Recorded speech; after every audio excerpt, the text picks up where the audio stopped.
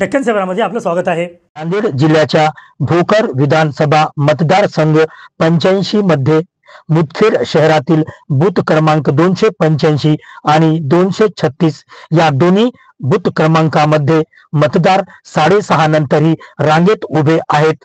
मुदखेड शहरात ही अशी घटना पहिल्यांदाच 6:30 नंतरही मोठ्या संख्येत मतदार आपल्या मतदानासाठी आपल्या नंबरची वाट बघत आहेत।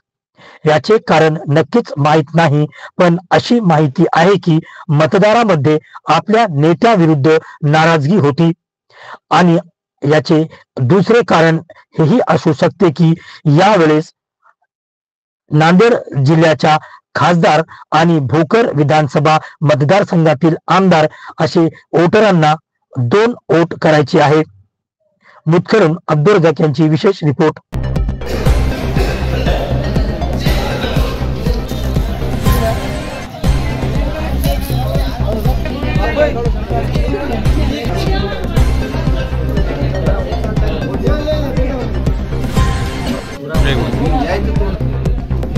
चलो